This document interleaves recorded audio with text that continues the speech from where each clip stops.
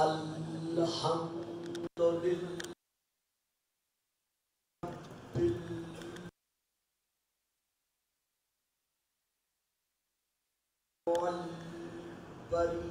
والبریات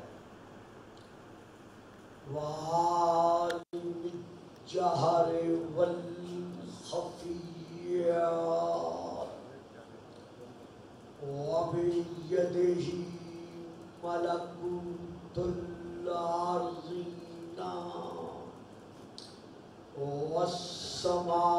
والسماوات والصلاة والسلام على النبي الأمي القرشي الهاشمي الأبتهي المكي المدني المبعوث على العرب والعجم بالقاسم محمد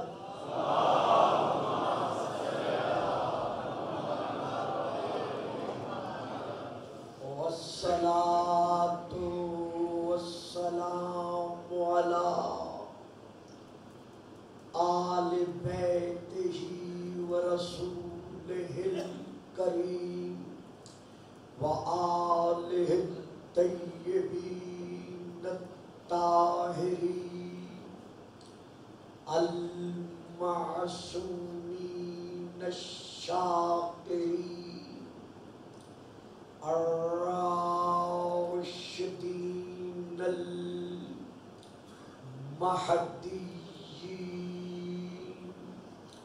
اما بعد فقد قال اللہ تبارک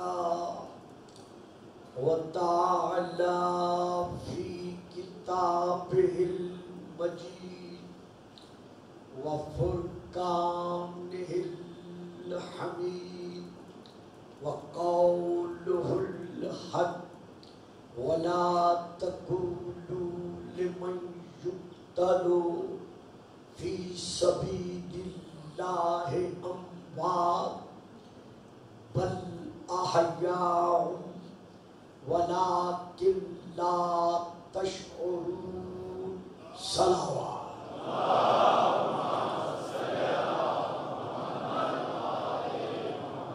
نعرہ تکبیر نعرہ تکبیر نعرہ رسالت نعرہ رسالت نعرہ حیدری نعرہ حیدری حسینیت حسینیت یزیدیت یزیدیت بآواز بلند صلوات صاحبان اسلام و ایمان و ایقان، یہ آیت مبارکہ جو اس وقت کے لیے آج کی گفتگو کے لیے موضوع سخن قرار دی گئی ہے، یہ سورہ البقرہ کی آیت مجیدہ ہے، جس میں اللہ کی طرف سے یہ فیصلہ کن فیصلہ سنا دیا گیا ہے کہ وَلَا تَقُولُوا لِمَنْ يُقْتَلُ فِي سَبِيلِ اللَّهِ أَمْوَاتٌ، کہ وہ جو فی سبیل اللہ راہ خداوندی میں اشاعت دین اسلام کی خاطر اور اس کی بقا کے لیے اپنی جانیں قربان کر دیتے ہیں، خبردار تم اپنے ناقص علم کے پیش نظر ان کو مردہ مت کہو، تمہارے نزدیک یہ مردہ ہے لیکن مجھ اللہ کا یہ فیصلہ ہے وَلَا تَقُولُوا کہ ان کو تم مردہ مت کہو بل احیاء بلکہ یہ مجھ اللہ کے نزدیک زندہ ہے وَلَٰكِن لَا تَشْعُرُونَ لیکن تم اپنی کم علمی کے سبب اور اپنے ناقص العقل ہونے کے سبب یہ نہیں جان سکتے کہ ان کی زندگی کی حقیقت کیا ہے. تم ان کی زندگی کا شعور نہیں رکھتے, تم ان کی زندگی کو نہیں سمجھ سکتے. اسی طرح سورہ نمبر 3 کی پھر آیت ہے کہ شہدائے راہ خدا کو مردہ کہنا تو دور کی بات ہے.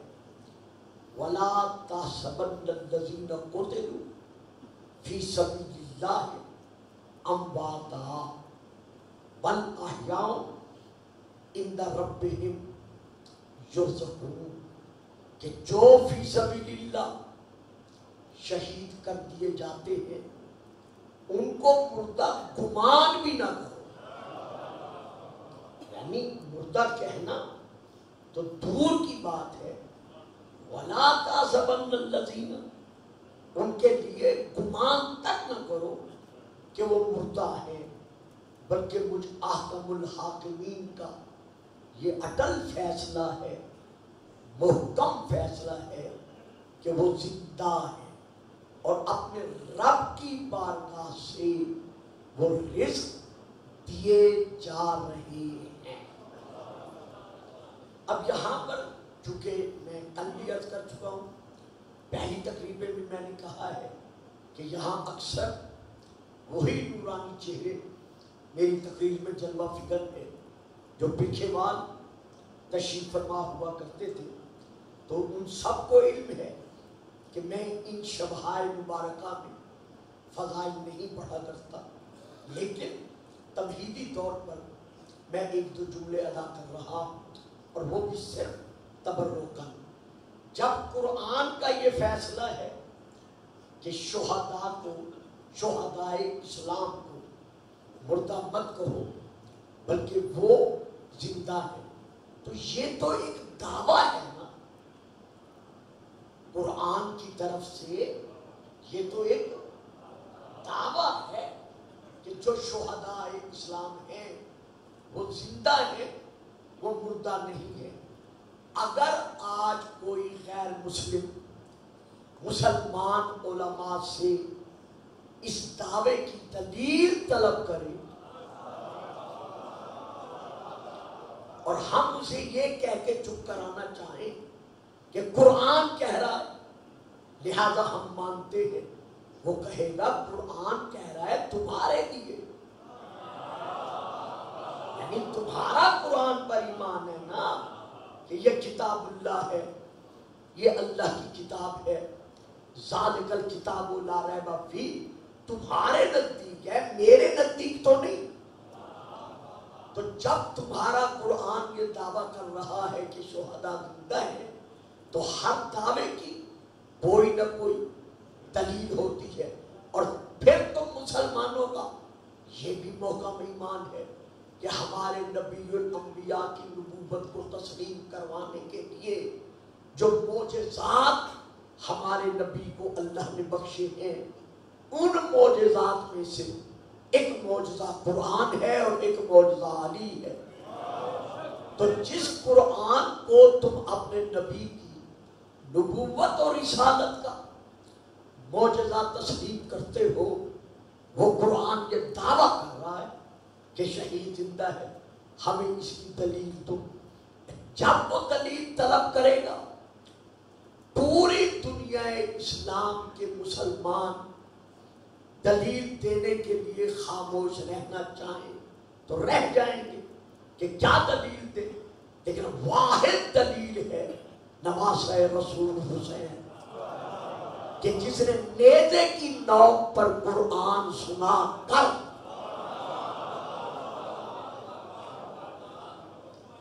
کربلا سے لے کر کوفے تک اور کوفے سے لے کر شام تک ہمارے محترم مکرم حضرت علامہ حافظ کاظم رضا صاحب تشریف فرما ہے. تاریخ ان کے سامنے ہے. خدا اس سید کی زندگی دراز کر. بڑی ان کی خدمات ہے اور آپ سب کے لیے بھی میری آج کی شب دعا ہے. نقوی صاحب کے لیے بھی خدا ان کی بھی مرادوں کو پورا کرے. ہمارے حجت الاسلام حضرت علامہ محمد حسین اکبر صاحب کی بھی. تو دلیل کیا ہے؟ تو امام حسین علیہ السلام نے کربلا سے لے کر شام تک 13 مقامات ایسے ہیں جہاں نیزے کی نوک پر قرآن پڑھا ہے اور امام نے قرآن پڑھ کر یہ منوایا ہے کہ ثابت قرآن نے صرف دعویٰ کیا ہے، ناطق قرآن اس کی دلیل پیش کر رہا ہے. یہ ہے وہ ناطق قرآن جو قرآن پڑھ کے منوا رہا ہے کہ شہید جو ہے وہ زندہ ہے. یہاں کہنا تو نہیں چاہتا تھا، جیسے پہلے عرض کر چکا ہوں، بعد میں بات آ گئی ہے تو اب عرض کرنا چاہتا ہوں. ہم نے جب بھی امام حسین علیہ السلام کے سر اقدس کا نیزے کی نوک پر قرآن سنانا پڑھا ہے، واعظین نے، ذاکرین نے، خطباء نے ہمیشہ مصائب کے رنگ میں پڑھا ہے اور بجا ہے. لیکن آئیے ذرا اس کا ایک اور پہلو بھی دیکھیے کہ امام حسین علیہ السلام جو کوفے کے بازار میں یا شام کے بازار میں یا باقی منازل کے بازاروں میں قرآن مجید پڑھتے رہے ہیں، تو اس قرآن مجید پڑھنے کا ایک اور فلسفہ بھی تھا. وہ فلسفہ کیا تھا کہ اے میرا قرآن سننے والے حافظوں، قاریوں، سن لو کہ میں سر کٹا کر بدن سے سر الگ ہو کر میرا سر کٹا کر نیزے کی نوک پر قرآن پڑھ رہا ہوں. اب میرا قرآن سنو. اس میں زیر کی، زبر کی، پیش کی، جزم کی، الف کی، با کی جہاں بھی کمی ہو،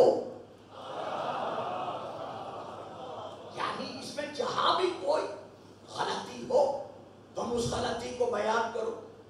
میرا سر نیزے کی نوک پر قرآن پڑھ رہا ہے.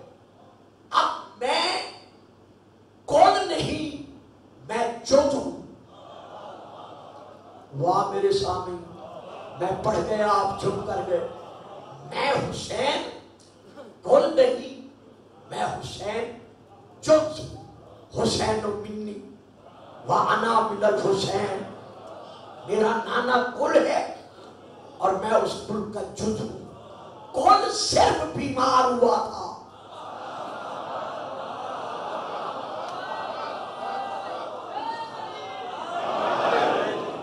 درود پڑھیے گا. صلوات.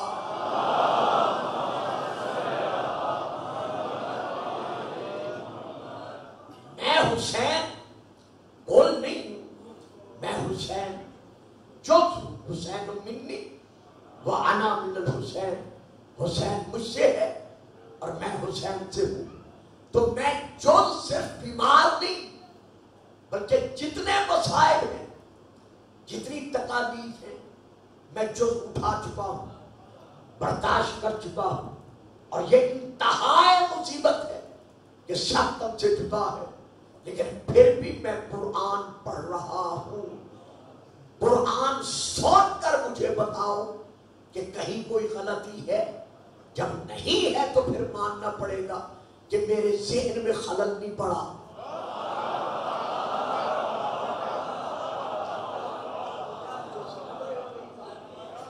جب نہیں ہے اور نہیں ہے پھر تسلیم ماننا پڑے گا کہ میرے ذہن میں کوئی خلل نہیں پڑا، میرے دماغ میں کوئی خلل نہیں پڑا. اتنی تکلیفیں اٹھانے کے باوجود جب قرآن جو سنا کر منوا رہا ہے کہ میرے دماغ میں خلل نہیں پڑا، تو پھر اب ذرا سوچ کر خود فیصلہ کرو کہ جو کل ہے صرف بخار کے عالم میں اسے ہی دیا.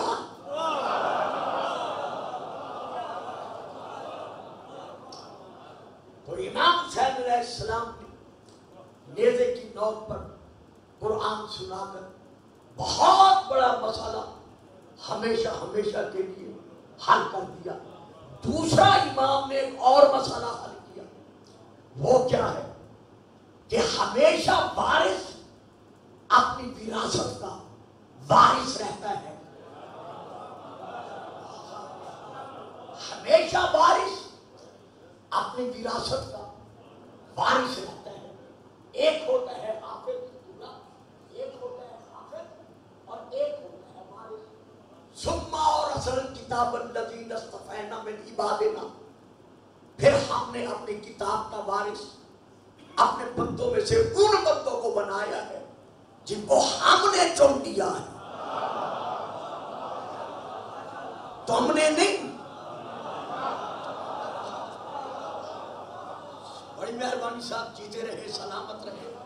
ثم اورثنا الکتاب الذین اصطفینا من عبادنا، پھر ہم نے اپنی کتاب کا وارث اپنے بندوں میں سے ان کو بنایا ہے جن کو ہم نے چن لیا ہے. تو اب جو اللہ کے چنے ہوئے ہیں وہ کون ہیں؟ یا مصطفیٰ ہے؟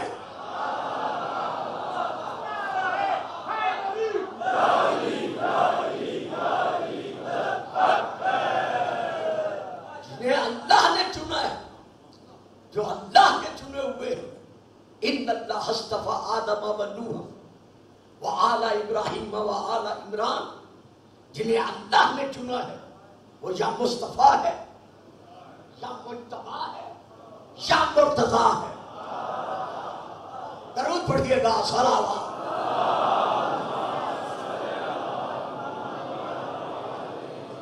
سن کر تیری زبان سے نیزے کی نوک پر، سن کر تیری زبان سے نیزے کی نوک پر لطف آ گیا خدا کو بھی اپنے کلام کا.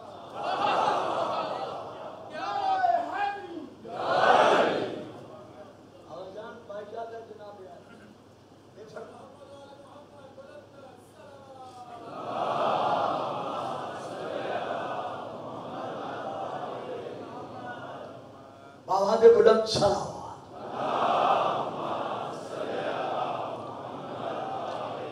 یہ ہمارے مہمان کیا کہیں گے کہ پاکستانی شیعہ اسی طرح ڈھیلی ڈھیلی صلوات پڑھتے ہیں.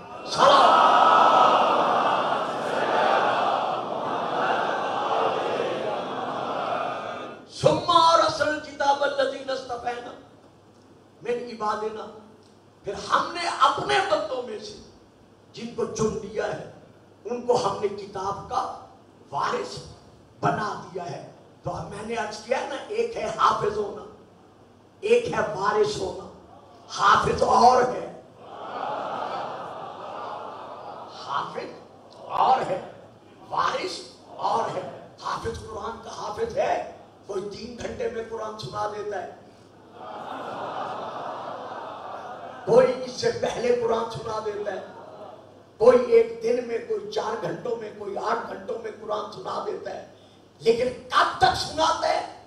جب تک اس کی روح اور جسم کا رشتہ قائم رہتا ہے. میں تو پڑھ گیا، آپ سارے خاموش ہو.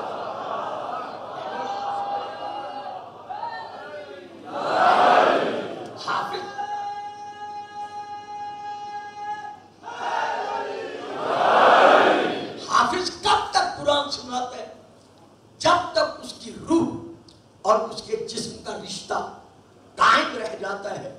اب جب روح اور جسم کا رشتہ منقطع ہو گیا اور روح پرواز کر گئی، اب اسی حافظ صاحب سے کہو جو 1000 روپے میں پورا قرآن سنا دیتا تھا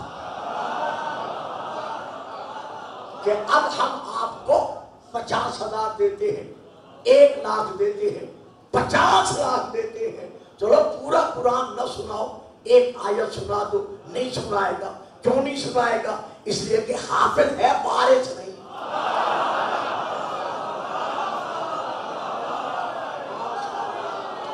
بچے چپ کر کے بیٹھ گئے.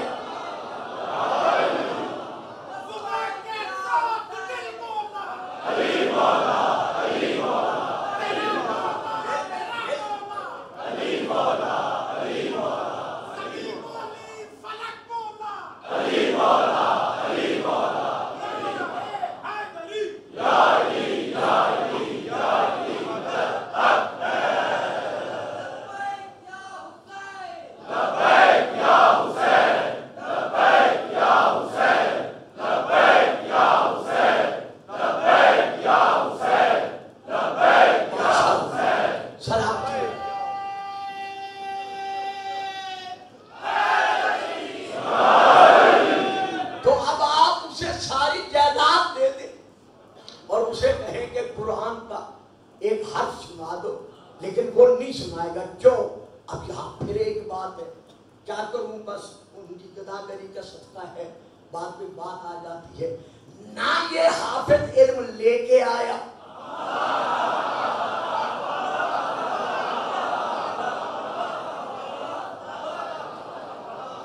نہ یہ حافظ. اب علی حافظ صاحب کو نہ دیکھیے، انہوں نے مجھے یہ سبق پڑھایا ہوا ہے. درود پڑھیے گا. سلام.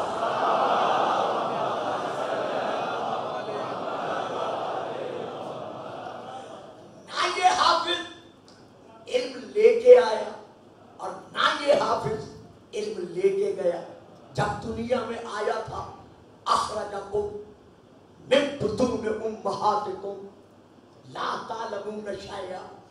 اے فرزند آدم، اے ابن آدم، جب ہم نے تمہیں تمہاری ماں کے تاریکی سمندر سے ساحل روشن کے ساتھ ہمکنار کیا، یعنی جب تم ظرف مادر سے اس عالم فنا میں آئے تو تمہاری حالت کیا تھی؟ لا تعلمون شیئا، تم بالکل جاہل مطلق تھے، تم کچھ بھی نہیں جانتے تھے. اتنے جاہل تو تھے، اتنے جاہل تو تھے، اتنے جاہل تو تھے کہ تمہیں اپنی غذا کے مرکز کا علم بھی نہیں تھا.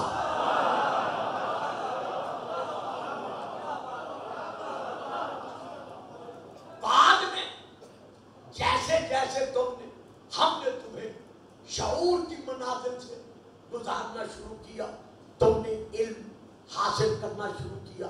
اب یہ علم، توجہ ساتھ نہیں کر پائے، اب یہ علم وراثت نہیں، یہ علم ادھار ہے. جو حضرت انسان اس عالم میں آ کر علم حاصل کرتا ہے، یہ اس کی مرجیت نہیں، یہ اس کی وراثت نہیں، یہ ادھار ہے.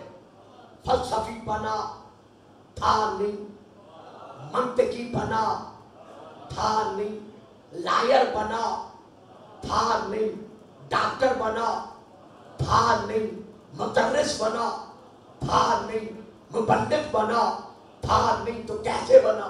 پرائمری سے لے کر اینڈ تک کچھ علم یہاں سے لیا، پھر آگے بڑھا، پھر وہاں سے لیا، اور جینا آگے ہوا، پھر وہاں سے لیا، بی اے کر گیا، ایم اے کر گیا، ماسٹر ڈگری کر گیا، یہ بن گیا، وہ بن گیا. سارا علم ہے ادھار، سینے میں لے کے نہیں آیا تھا. تو ادھار کی خاصیت ہے کہ ایک نہ ایک دن واپس کرنا پڑتا ہے.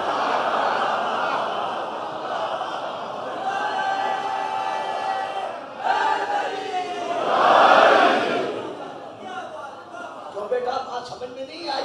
اچھا آ گئی ہے. شاباش شاباش.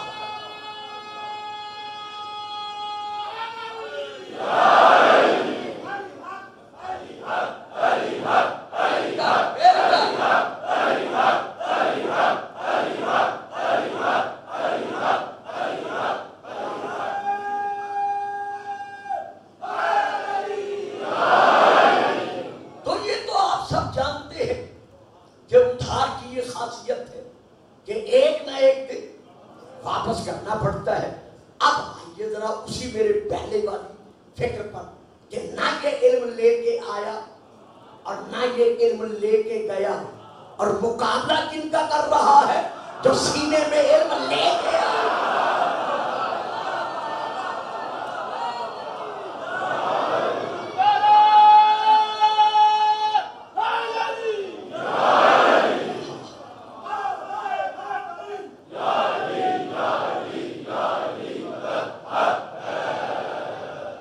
الرحمن علم القرآن خلق الانسان وعلمہ البیان.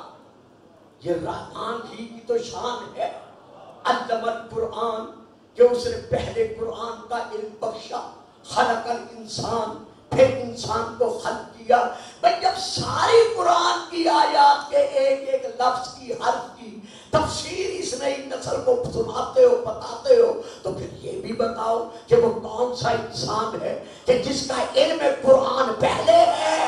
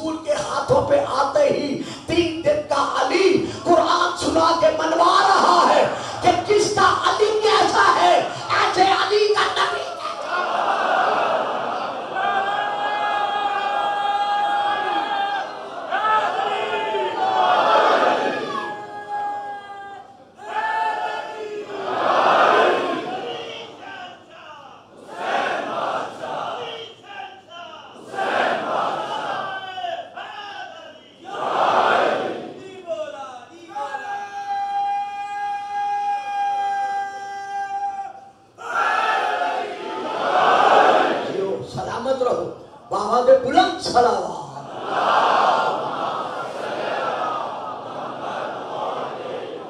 अच्छा देखिए, सीने में इल्म कुरान लेकर आया की दलील देखिए। जैसे 3 दिन का अली नातिक कुरान के हाथों पे आया, जैसे नातिक कुरान के हाथों पे आया तो रसूल ने झुककर अली की तरफ देखा ताकि पता चल जाए कि यही तो वो चेहरा है जिसको देखना इबादत है।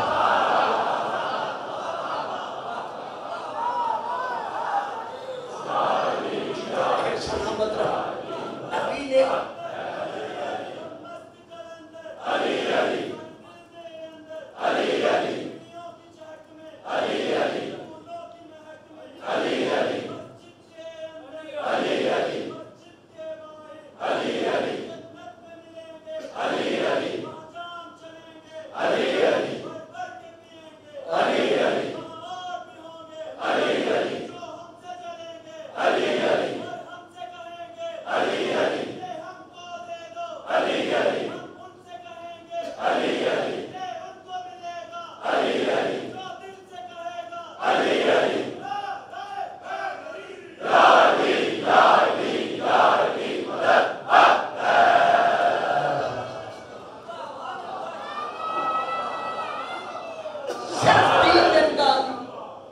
रसूल के हाथों पर रसूल झुके, झुककर अली को देखा, देखकर कहा इक़रा। ये उलमा मौजूद है, मैं इनके साए में बल्कि इनसे सुन के पढ़ रहा हूं। इक़रा या इब्न अबी तालिब, ऐ अबू तालिब के बेटे पढ़। वाह वाह साहब। इक़रा या इब्न अबी तालिब, ऐ अबू तालिब के बेटे पढ़। या रसूल अल्लाह, 3 दिन का अली है, अभी अभी तो बेघर के घर से आ रहा है।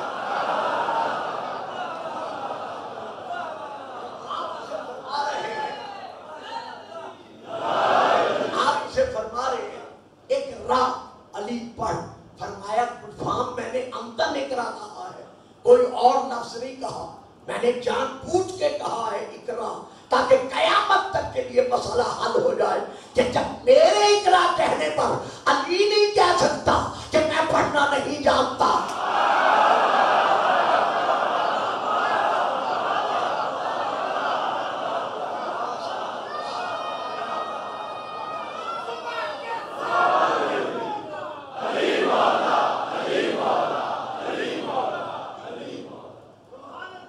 इक़रा या इब्न अबी तालिब, ऐ अबू तालिब के बेटे पढ़। अब देखिए, पढ़ने के लिए क्या चाहिए? या कानों से सुना जाए, या आंखों से देखा जाए, या जबान से रखा जाए। नहीं इसने कुछ कानों से सुना, नहीं इसने आंखों से देखा, और ना इसने जबान से रटा। लेकिन रसूल फिर भी कह रहे हैं इक़रा, ऐ अली पढ़, ताकि दुनिया को पता चल जाए कि जिसका अली ऐसा है, ऐसे अली का नबी कैसा हो। नहीं ये हो ही नहीं सकता। गुलफाम साहब 3 दिन का अली बना, रसूल के हाथों में कुरान सुना दे, ये कैसे हो सकता है? अच्छा, जनाबे ईसा ने क्या कहा था?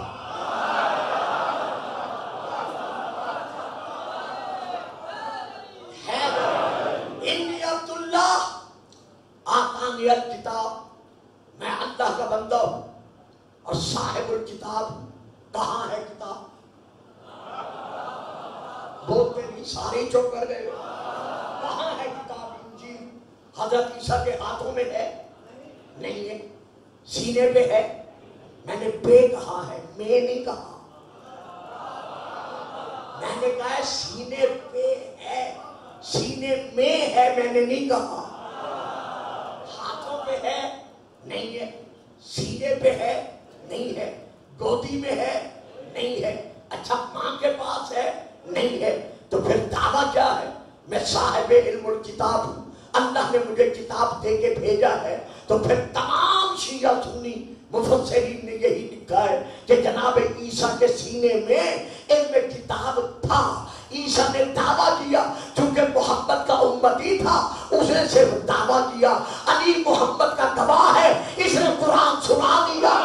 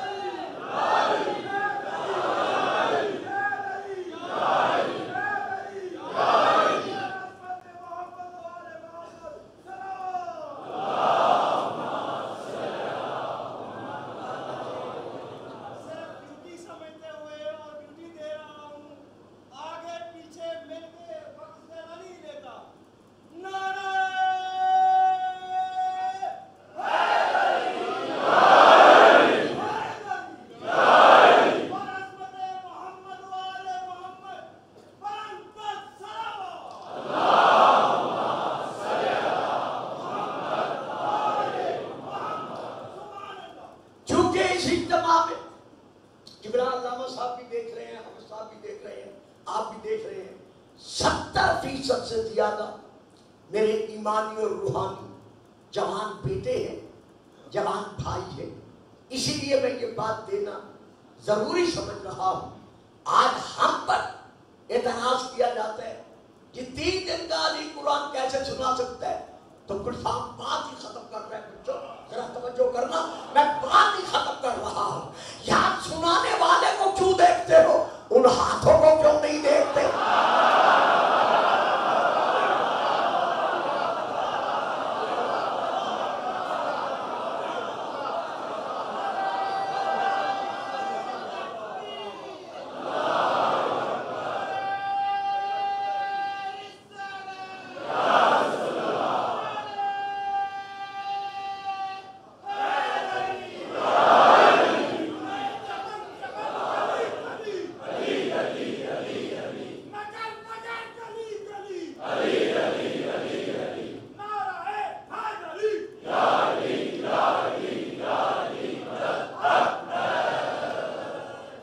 سنانے والے کو کیوں دیکھتے ہو، ان ہاتھوں کو کیوں نہیں دیکھتے جن ہاتھوں پر آتے ہی بے جان سنگرے تھے،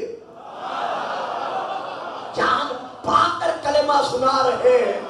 چلو علی کی شان نہیں مانتے، نبی کا مقام تو مانو.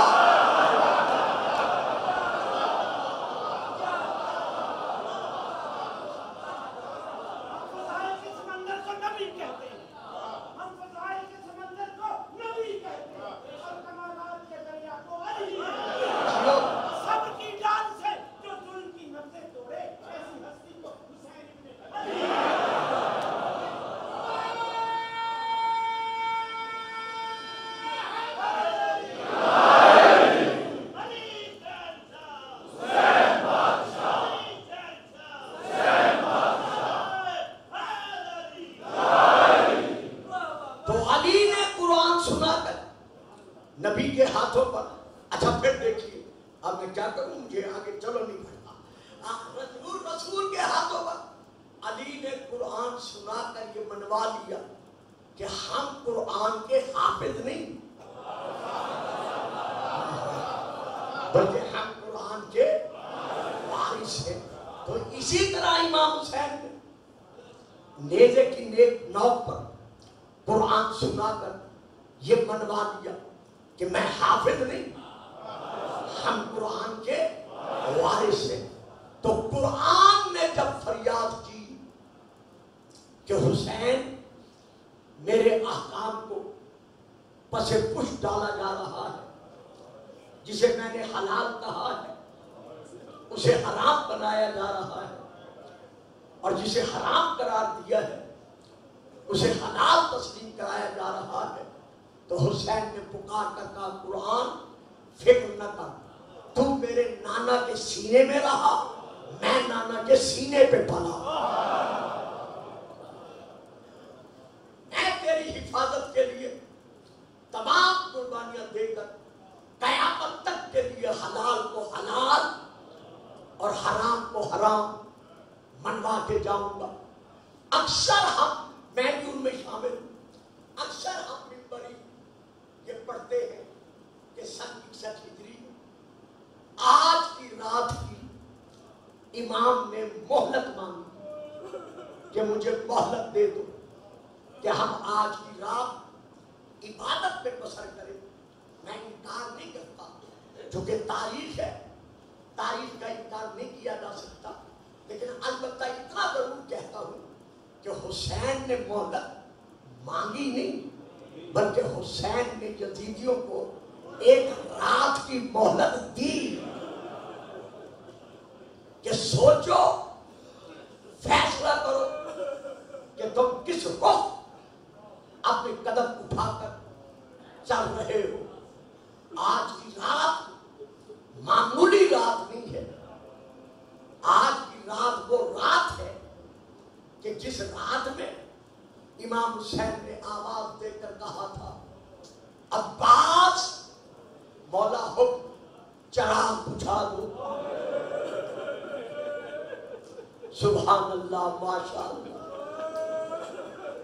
جب چراغ بجھ گئے، امام کا خطبہ موجود ہے، کئی خطبے ہیں آج کی رات کے.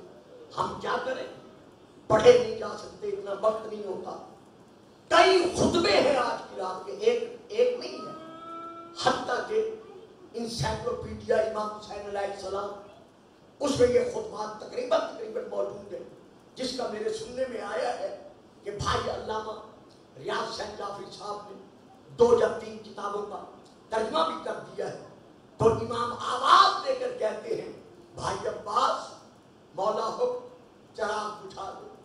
جب چراغ بجھ گیا، زہرا کے بیٹے نے آواز دے کر کہا لوگوں یہ سارے میرے خون کے پیا تھے.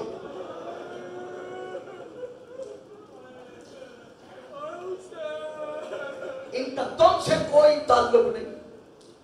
جو مجھے چھوڑ کے جانا چاہتا ہے میں اسے اپنے حلقہ بیعت سے آزاد کرتا ہوں، وہ چلا جائے. بلکہ جاتے پر میری اہل بیت میں سے ایک کا ہاتھ پکڑ لے، رات کے اندھیرے میں چلے جاؤ، حسین تمہیں اجازت دیتا ہے. تھوڑی دیر کے بعد چراغ جلا. اب امام نے نام لے کر کہا جان، مسلم،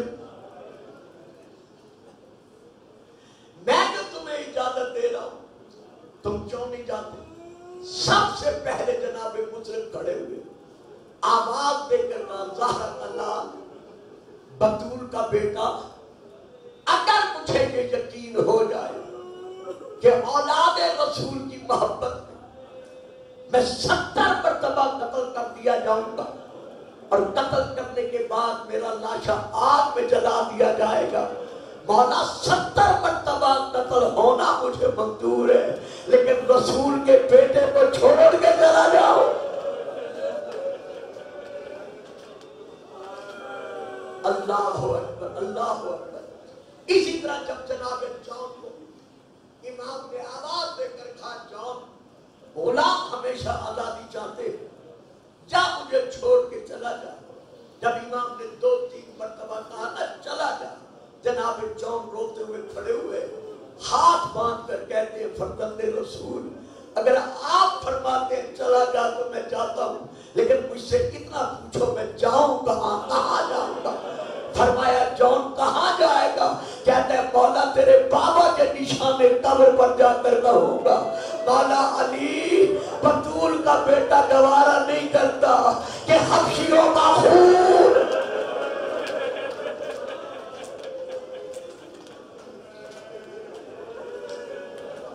ہاشمیوں کے خون کے ساتھ مل جائے. یہ علماء بتائیں گے، قبلہ صاحب سے پوچھئے گا، جناب جان وہ شہید ہیں کہ آپ کا لاشا کربلا میں 10 دن کے بعد ملا.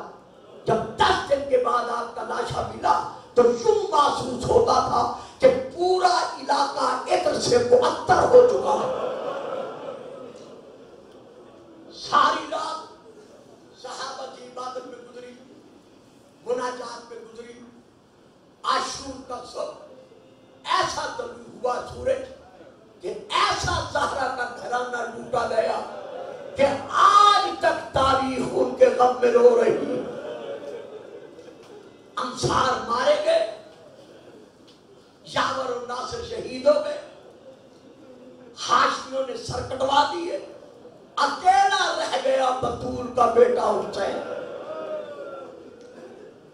71 शहीदों का मातमदार सर से लेकर पांव तक डूबा हुआ खून में हुसैन खैमे के दरवाजे पर आया और रख कर दरवाजे पर हाथ रख कर कहा, या ज़ैनबो, या उम्मा कुलसूमिन, या रुक़य्यतो, या सकीनतो, या फातिमतो, अलैकुन्ना मिन्नी सलाम। और बीबियों, चंद मिनटों में मेहमान हुसैन का।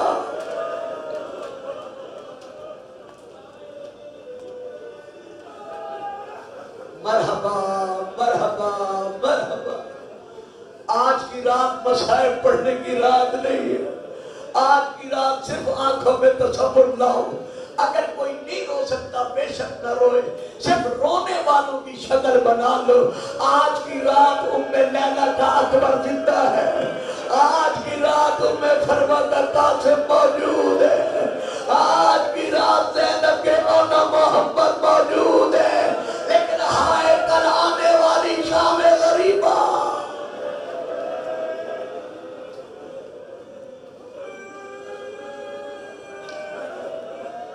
हौसला हौसला, बड़े आराम से, बड़े सुकून से, इसी गम के सदके में सिवाय इस गम के कोई और गम न देखो। जब हुसैन ने सलाम किया, अंदर से बीवी ने आवाज देकर कहा, हुसैन मजलूमाना अंदाज में सलाम न कर। अंदर चला, खून में डूबे हुए हुसैन अंदर आए। बीवियों ने हुसैन के गिर्द एक हाला बनाया, हर बीवी ने मातम करना शुरू किया। थोड़ी देर के बाद हुसैन कहते हैं, बहन ज़ैनब, जी भाई मुझे पुराना लिबास चाहिए। जब कहा ना पुराना लिबास चाहिए, तड़प कर कह दिया, क्या मैं अली की बेटी नहीं?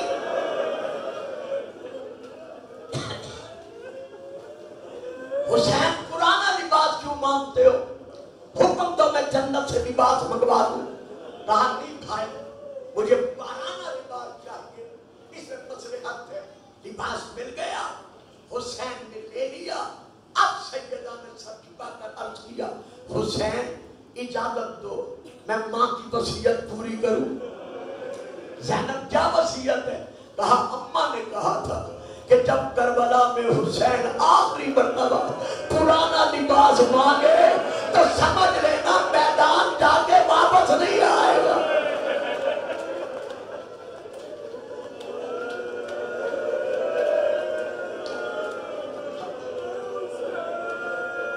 मरहबा मरहबा मरहबा। हुसैन जरा गर्दन झुकाओ, ज़ैनब गर्दन का बोझा ले। माफ कर देना। पर्दे में सुनने वाली मेरी बहनों बेटियों, अगर आपसे भी बर्दाश्त न हो सके तो मुझे माफ कर देना। हुसैन ने खुश गला झुकाया, गर्दन झुकाई।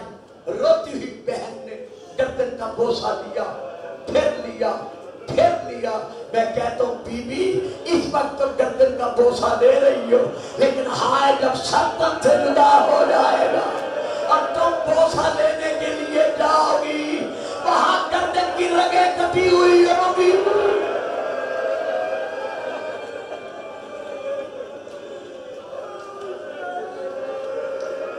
हौसला हौसला हौसला, बड़े आराम से, बड़े सुकून से चंद कलिमात मसाइब के सुन लो। सैयदा बतूल तुम्हें दुआएं दे रही है।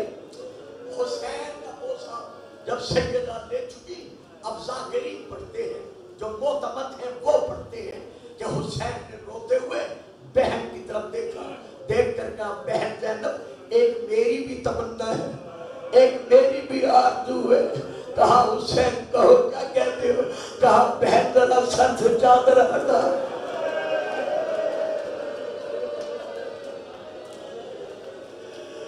मुझे अपने बालों का बोझा लेने दे। हाय कूफे का बाजार, हाय शाम का दरबार।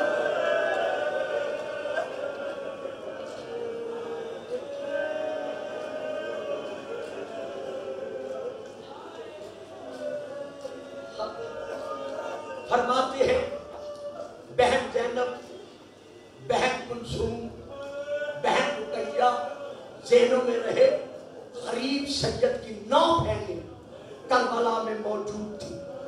ہم صرف 2 نہیں ہیں، امام کی 9 بہنیں کربلا موجود تھی.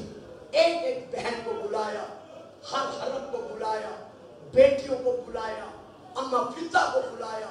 سب نے ہاتھ باندھ کر کہا ظاہر اللہ کیا حکم ہے؟ فرمایا آؤ میرے ساتھ. کہاں چلے؟ میدان میں؟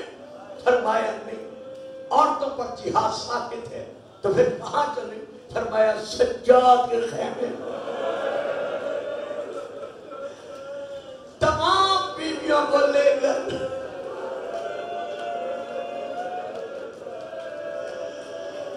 آج کی رات کربلا میں ظاہری اکٹھے تھے، سارے خیمہ گاہ کا طواف کر رہے ہوں گے، دیکھ رہے ہوں گے یہ کوئی جگہ ہے جہاں حسین ایک ایک سے بڑا کرتا رہا.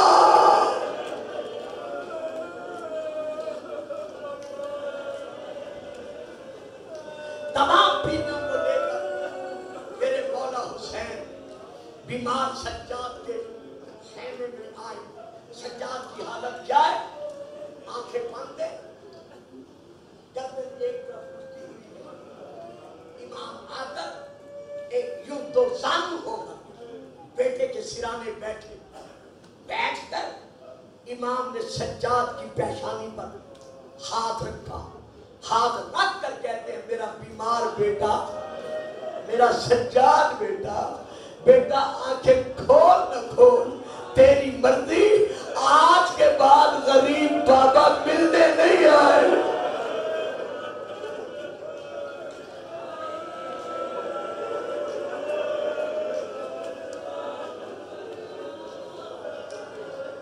اور میرا لال یہ میرا آخری سلام ہے. سجاد کی آنکھیں کھلی، بابا کو سر سے پاؤں تک دیکھا، جب خون میں ڈوبا ہوا دیکھا تڑپ کر کہتے ہیں بابا جان غسل تو پانی کے ساتھ کیا جاتا ہے. تھکو نہیں، آج کی رات تھکنے کی نہیں ہے، آج کی رات دھاڑے مار کر رونے کی ہے. بابا جان غسل تو پانی کے ساتھ کیا جاتا ہے، آپ خون میں ڈوبے ہوئے ہیں. حسین آواز دے کر کہتے بیٹا جس مظلوم کا کوئی وارث نہ رہے، دشمن اس کے ساتھ یہی سلوک کرتے ہیں. بابا جان اینا امی جد عباس، میرا چچا عباس کہاں گیا؟ بیٹا بازو کٹا کے سو گیا. بھیا علی اکبر سینے میں نیزے کی انی کھا کے سو گیا. بھیا قاسم لاش کے ٹکڑے کرا کے سو گیا. اب سجاد اٹھ کے بیٹھ گئے. بیٹھنے کے بعد کیا کیا؟ جتنی بیویاں بیٹھی ہوئی تھی ایک ایک بیوی کی گود کو دیکھا. نہیں رونے والوں، نہیں رونے والوں، نہیں رونے والوں. سجاد نے ایک ایک بیوی کی گود کو دیکھا، ہر بیوی کی گود خالی نظر آئی. پھر جھولے کو دیکھا، جھولا بھی خالی نظر آیا. امام تڑپ بی بی رباب تڑپ کر کہتے ہیں سجاد رو بھی رہا ہے، دیکھ بھی رہا ہے، کسے تلاش کر رہا ہے. کہا ماں چچا عباس مرد تھا، اکبر جوان تھا، قاسم جوان تھا، جوان مارے گئے، میرا اصغر کہاں گیا؟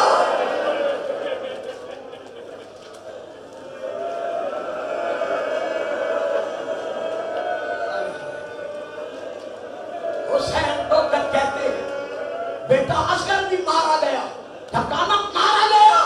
سجاد تو بدن میں درد آیا، تڑپ کر کہتے ہیں بابا جب ظالم خیموں میں آ گئے تھے. فرمایا نہیں ہو میرا لال، میں اٹھا کے لے گیا تھا. سجاد کھڑے ہوئے، عصا کا سہارا دیا، بابا کے سامنے کانپتے ہوئے ہاتھ جوڑے. بابا مجھے بھی اجازت دو. بیٹا کہاں جاتے ہو؟ میدان جہاد. نہیں سجاد تم نے میدان جہاد میں نہیں جانا. بابا کیا میں نے جہاد نہیں لڑنا؟ بیٹا لڑنا ہے. پھر بابا اجازت دو. کہا نہیں بیٹا جہاد ہے دو، ایک ہے جہاد اصغر، ایک ہے جہاد اکبر، بابا دونوں میں فرق، بیٹا 3 دن کا بھوکا پیاسا رہ کر میدان میں جا کر دشمنوں کو مار کر تیر کھا کر نیزہ کھا کر شہید ہو جانا، یہ ہے جہاد اصغر۔ اب بھی میں پڑھوں آپ سن کر روئیں گے۔ بابا جہاد اکبر، بیٹا ماں کو بہنوں کو پھوپھیوں کو کھلے سر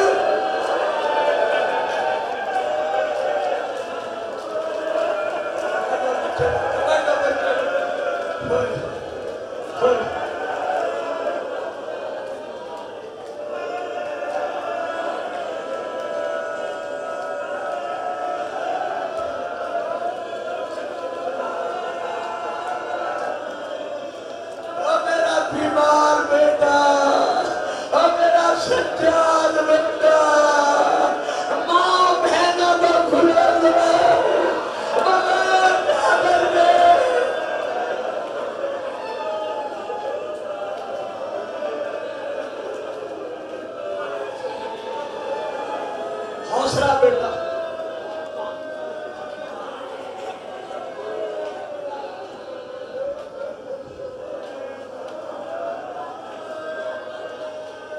یہ مولانا کا ادارہ ہے، جتنا ماتم کرو گے اگر کوئی بے ہوش ہو جائے گا اسے پینے کے لیے پانی مل جائے گا، اسے سنبھالنے والے مومن مل جائیں گے۔ ہائے کربلا،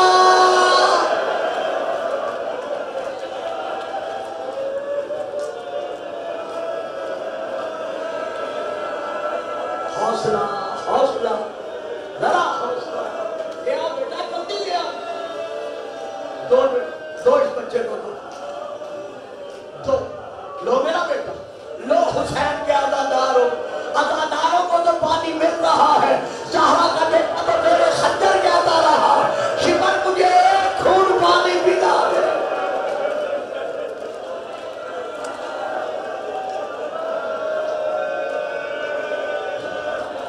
ہے حسین ہے حسین ہے حسین ہے حسین۔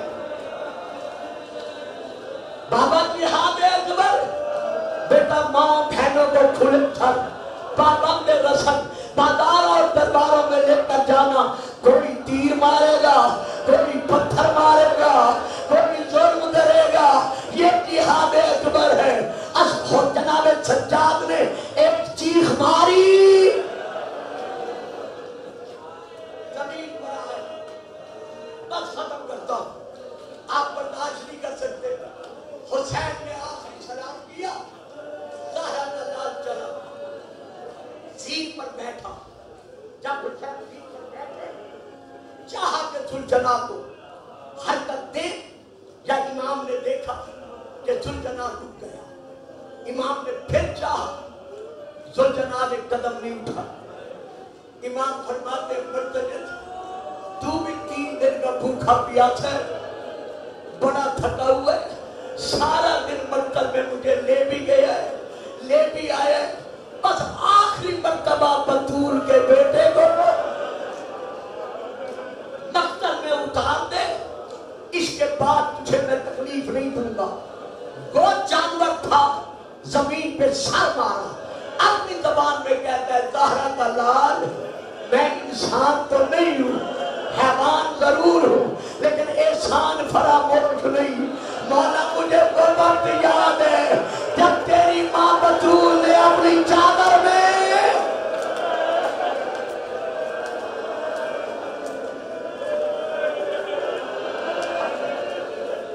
مجھے دانے کھلائے تھے۔ مولا میری مجبوری ہے، ذرا دیکھو، چھوٹی چھوٹی اولاد والو روزے بھی جانا، جن کی اولاد نہیں ہے دعا بھی مانگتے جانا۔ مولا ذرا میرے صبح کی طرف دیکھو۔ اب جو امام نے دیکھا 4 سالہ سکینہ، بادی سکینہ صبح سے لپٹی ہوئی ہے، اور رو رو کے کہہ دیا بیویوں میرے بابا کو نہ جانے دو، جو صبح سے گیا ہے واپس نہیں آیا۔ حسین نیچے اترے، سکینہ کو سنبھالا، سینے سے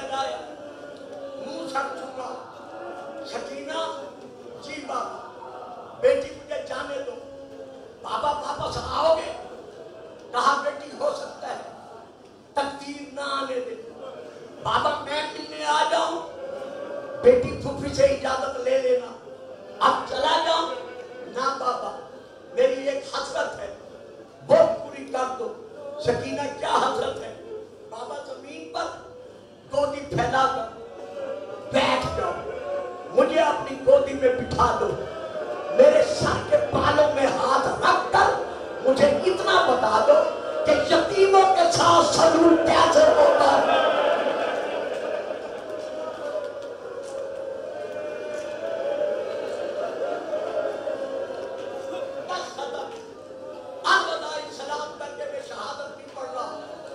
حسین چلے گئے, مقتل میں اترے, زہرا کا لال اپنی مقتلگاہ میں پہنچا. ریت گرم پر حسین نے سجدے کا ارادہ کیا. یا 4 سالہ سکینہ دادی فضہ کے ساتھ بابا کو آخری سلام کرنے آئی. حسین کی آنکھیں بند ہیں, زہرا کا لال خون میں ڈوبا ہوا ہے, زبان پر اللہ کی تسبیح جاری ہے. چھوٹی سی بچی قریب رک کر آواز دے کر کہتی ہے, السلام علیکہ یا ایھا المظلوم.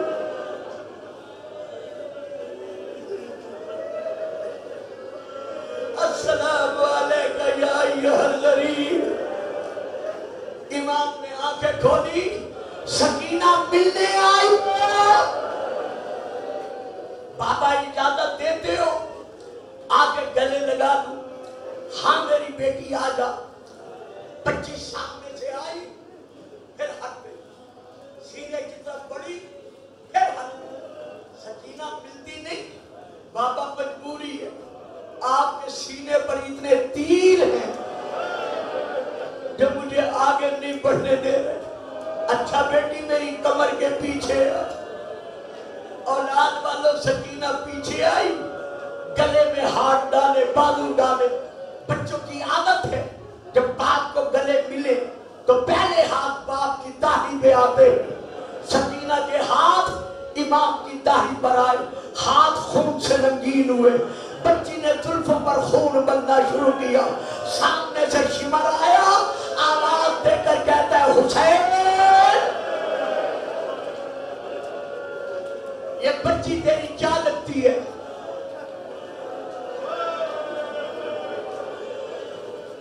ایک بات بتا دے, اور یہی جملہ مصاحب کا دے کے میں منبر چھوڑ دوں. اگر کسی بچی کا باپ مر رہا ہو, جان و لب ہو, اور بچی باپ کے قریب کھڑی ہو, تو دیکھنے والے کیا کرتے ہیں؟ کوئی اسے سینے سے لگاتا ہے, کوئی اس کا ساتھ چومتا ہے, کوئی اسے پانی پلاتا ہے, کوئی اسے باپ سے دور لے جاتا ہے. لیکن ہائے سکینہ, جب شمر کو پتہ چلا یہ حسین کی بیٹی ہے, کہتے ہیں حسین خود ہٹاتے یا تماچے مار کر.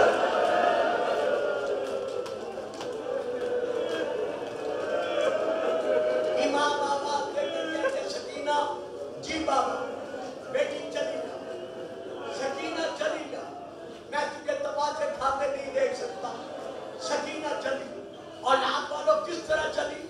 سکینہ کا منہ ہے اور رخ ہے بابا کی طرف, الٹے پاؤں جا رہی ہے خیمے کی طرف. سکینہ نے دیکھا کہ میرے بابا نے نماز شروع کی, منہ ہے بابا کی طرف, جا رہی ہے الٹے پاؤں خیمے کی طرف. سکینہ نے دیکھا کہ میرے بابا سجدہ میں گئے اور رخ ہے بابا کی طرف, اور الٹے پاؤں جا رہی ہے خیمے کی طرف. ہائے خدا کسی کی بچی کو بابا کی یہ مظلومیت نہ دکھائے. اب سکینہ نے دیکھا, شمر آگے بڑھا, ایک ہاتھ حسین کی زلفوں میں ڈالا,